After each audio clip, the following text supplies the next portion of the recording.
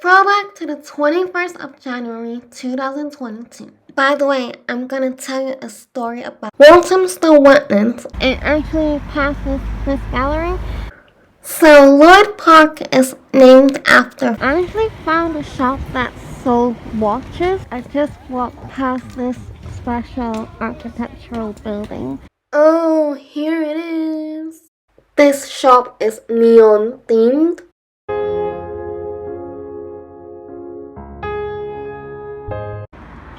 Good morning, everyone. Have arrived at the wetlands, and this is the map. I'm just gonna walk for a bit. This is one of the reservoirs. By the way, I'm gonna tell you a story about. I actually got penalized on the overground. I'll tell you more about it. Oh my gosh, there's a little reflection here.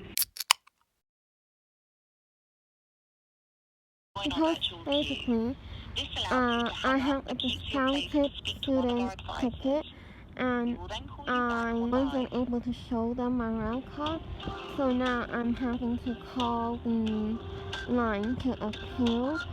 Until I fix this issue, I won't be able to fly my drone. So I just got through to them and they told me I called the wrong number, but that was the number that I was given. Told me to call another number again. But I think I'm gonna fly my drone here first because it's too pretty. And I wanted to take some photos with my drone. After I fly my drone, I'll call them. Walthamstow Wetlands is a fully operational 211-hectare Thames water reservoir site, which is the main source of water supply for 3.5 million people. Walthamstow Wetlands is also an internationally important nature reserve, providing home and shelter to a wide range of wildlife, from rare waterfowl to majestic birds of prey. In October 2017, Walthamstow Wetlands opened to the wider public for the first time in 150 years. Wow, so it has only been open for 5 years, and the nature reserve is fully accessible, and admission is also free of charge. I didn't know that before I went there. I thought we had to pay, but then I realized we didn't have to get any tickets, so that was really good. The opening of Walthamstow Wetlands has only been possible due to a partnership between Thames Water landowner London Borough of Waltham Forest. Is there a forest in Waltham then? Let me Google it. Oh, it's just the name of that area. There isn't actually a forest there. There is a locally listed engine house, including the visitor center and cafe. It has been redesigned and redeveloped with the addition of a unique swift tower to attract nesting swifts and roosting bats. Whilst the Grade 2 listed Coombe Mill tower offers a viewing platform to enjoy sweeping views of the capital. I haven't seen any swifts or bats or the Coombe Mill tower. I think it's because I went to the other side of the wetland. The wildlife conservation and industrial value of Walthamstow Wetlands is truly unique in London, and the opening of the site now allows more people to access its natural and architectural heritage.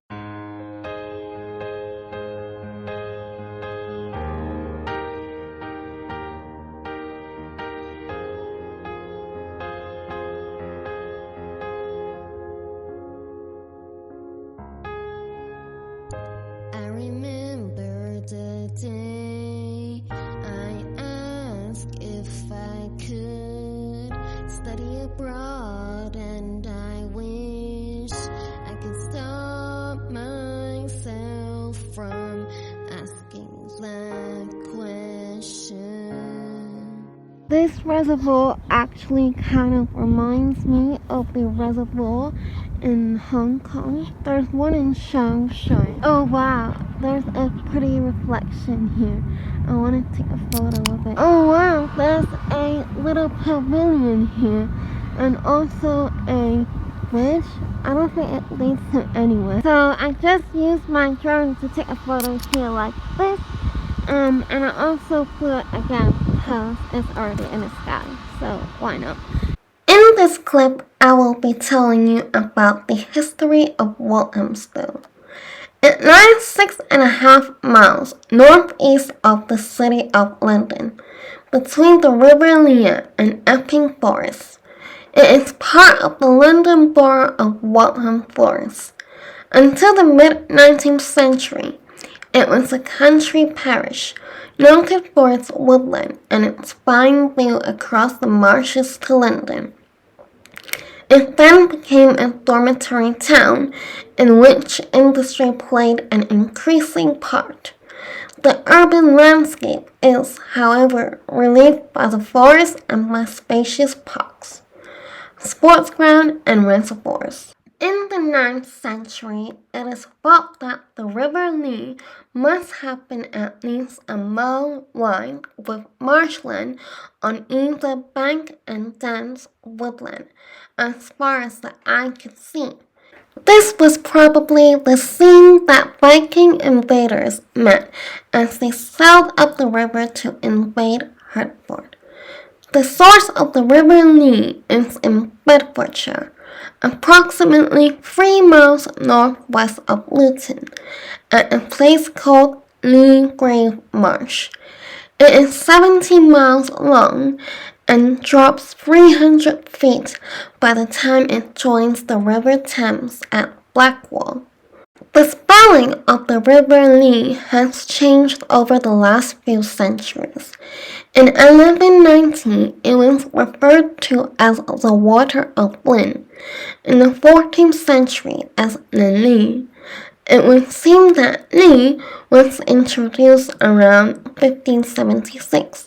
In the 18th century, it was sometimes referred to as the Ware River. And I want to keep walking that direction and see how big this wetland is. Oh, I think this is the end. So I'm going to go to my next destination now. So there's actually a Blackhorse Mill here, but I'm not sure what this is. And it's also not on my list. So I'm going to go to Lloyds Park. Lloyds Park is actually on my list.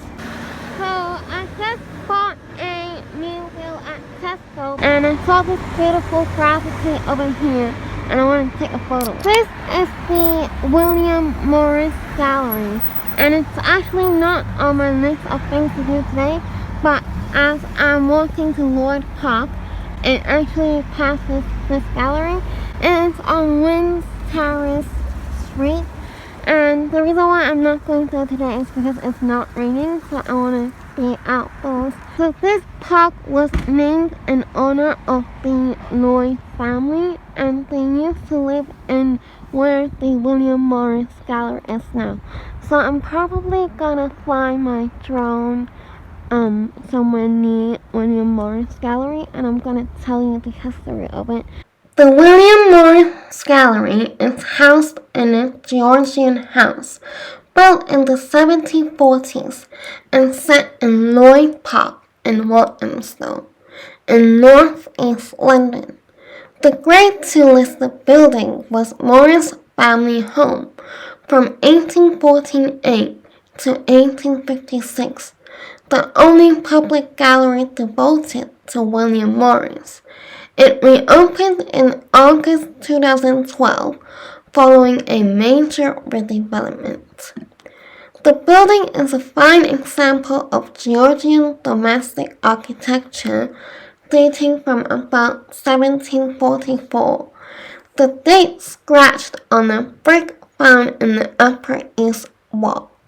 Records indicate that there was a house on the site, or perhaps on the moated island to the rear of the present house, as far back as the 15th century.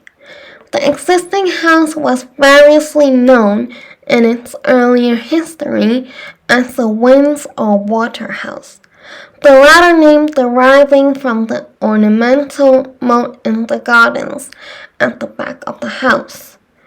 A map drawn in 1758 shows the building with its original east and west wings, but without the two semicircular bays on the south front, which were added some 30 or 40 years later. The east wing was demolished in the early 1900s, but a new extension was built upon the same site in 2012 as part of the William Morris Gallery development project. One of the finest features of the exterior is the Corinthian-style porch. Its fluted columns and elaborately carved capitals executed in timber with rosettes used as decorative motifs on the canopy soffit. Oh, so this is actually the William Morris Garden. So I learned that parks were actually invented by the Victorians because they thought that parks could boost the economy by gardening. So I think I'm gonna have my lunch now. I actually bought the chicken, bacon, and stuffing meal. I also got this snack, and I also got a innocent smoothie, strawberry flavored. So there's actually lots of stuff on that side. There's Aveiling Centre, Wynn's Gallery, Bowls Club. This is the Wynn's Gallery, but I don't think it's open anymore. So I'm gonna keep walking to the end. So this is the Lloyd Park Studios. There's a skate park here. They also do yoga here. So I learned that a few thousand years ago, this whole area was covered in ice. And also, many hundreds of years ago, Walthamstow wasn't even a village. It was a wet marsh surrounded by a huge forest called Epping Forest. And also Walthamstow means a place where you are welcome. So back in the days, people would rest here after they rode their horses for a long time. So I have actually walked to the end of the park. I'm gonna fly my drone here again to see if I can capture a different view. So Lloyd Park is named after Frank Lloyd. He was a newspaper magnate who died in 1927. His father, Edward Lloyd, founded the Lloyd News, later known as the Sunday News, and also the Daily Chronicle. He lived in the Coombe House on the Coombe estate for 35 years. Coombe is an ancient home, first recorded in 1221 when the land was held by Richard of Coombe. In the 15th century, it was called the Borough of Coombe, and by the time of Elizabeth I was known as Broad Coombe. In the 17th century, it was owned by Matthew and Daniel Harvey, brothers of William Harvey, who demonstrated the circulation of blood. William frequently stayed at the house and had caves made in the grounds in order to gratify his habit of meditating in the dark. A well in the grounds of the house was said to be used by pilgrims on their journey to join the Pilgrim's Way at Titsey. The 1800 plan of the estate shows the owner as James Esk. The plan also shows the field names such as Lower Pitfield, Vineyard Field, and Little and New Great Field, Hammonds Hill, and Ricketts Hill. There was a small woodland below Hammonds Hill. A field on the northern boundary of today's park is called the Squashes. So I'm back at the entrance of the William Morris Gallery. I'm probably gonna ask them if I can borrow the toilet, and then I'm gonna go to my next destination. So I just saw this beautiful graffiti called the Browns Road, but I just checked, it's not the Browns Road here, it's actually Ruby Road. So if any of you are from Walthamstow, please let me know why there's a graffiti here called Browns Road. Oh wow, there's some beautiful graffitis here as well. On this Woodfire restaurant, there's also a wolf there. Oh wow, look at the hamburgers and the girls. It is on Heatherley Road. So I just came into this jam downtown and to borrow the washroom. And I saw this really beautiful graffiti over here. I want to take a photo of it. Oh, wow, they have a library. The Empire Cinemas is there. And then I'm probably gonna go to my next destination, which is the High Street Market. So on my list, I actually have a Golden Rustic Deli restaurant here, but I can't find it. But I mean, I've already had lunch, so I'm gonna keep going to the High Street Market. So this is the Empire Cinema. To be honest, I think the road that I'm now on is the Walthamstow Market because it looks like it. And I think I have got to the end of the market. So there's a beautiful graffiti here. But my phone is on charge now. So I'm actually heading to Walthamstow Square Village now, which is a few minutes away from here. And I saw this Orford Road sign. I remember reading there's something special about this Orford Road, but I can't remember what it's special for now. But yeah, I'll let you know when I get to the Walthamstow Square Village. So Google Maps said I arrived at the Waltham Village Square, and I'm still on Orford Road. There are a lot of shops around here, so if you're looking for food to eat, there are loads of food here. And then my last destination is actually near here. It's called the God's Own Junkyard. I just walked past this special architectural building. This is called the William Chose Heritage. So Google Maps said I arrived at God's Own Junkyard, but the entrance doesn't seem to be open. So I went into this shop to ask, and they told me it's behind the 30 limit sign, and I have to walk behind it. So I'm gonna take a photo here and then go to the God's Own Junkyard. Oh, here it is. So this shop is full of neon things. So it's a really Instagrammable place. So I should probably find a place that doesn't have any swear words to take a photo. Oh, I think these are for sale as well. So if you enjoyed this vlog, don't forget to subscribe, like, comment down below to let me know if you actually ended up going to any of these places because of my vlog. Also share it with your friends, and I'll see you all with another traveling vlog or music related video. Bye!